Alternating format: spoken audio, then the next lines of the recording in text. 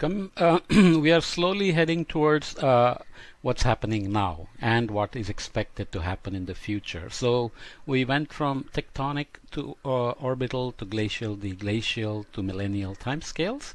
Obviously, now we get into historical climate change. We already looked at this a little bit. We said there is evidence that the maximum summer insolation around 9,000 years ago gave lots of moisture loading on many places that are now deserts. So monsoonal circulation was creating a greening of Africa, it's called. And there is a lot of evidence for this greening that it happened. But I will jump back a long time ago to make another point about how climate change may have affected our own evolution. So because that relates to vegetation changes over Africa as well.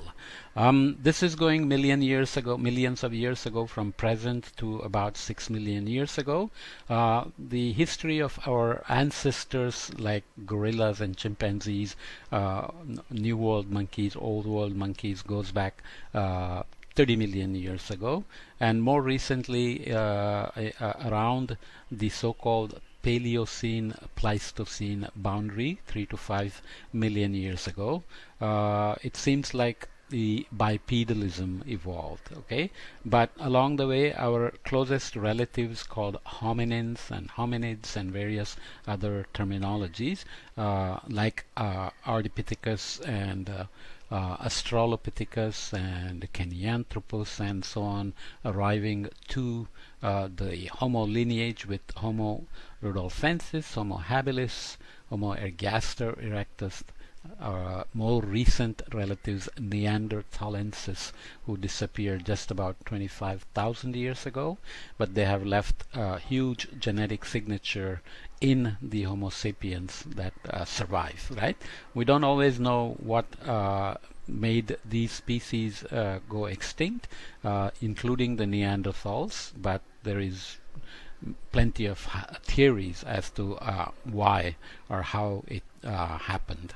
Okay, so where did that come about? If we can look at the ice volume going back to longer time scales now, to the Pliocene Pleistocene boundary of 3 to 5 million years ago, and you can see that the ice volume was lower at the end of the Pliocene, and it oscillated at these various time scales we have talked about, including the obliquity time scale of 41,000 years and the more recent ellipticity time scale of 100,000 years. Okay, so we are here now in the deglacial phase of minimum ice volume as well, and there are other evidences of carbon-based vegetation types going from grassland to woodlands. This is in Eastern Africa, and there are dust evidences in Las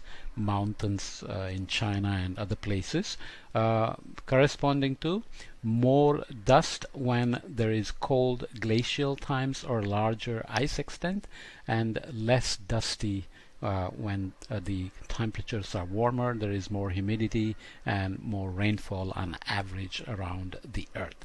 So these kind of cartoons appear in lots of places where it shows the vegetation types and the coexistence of our ancestors with different species of animals over Africa, right?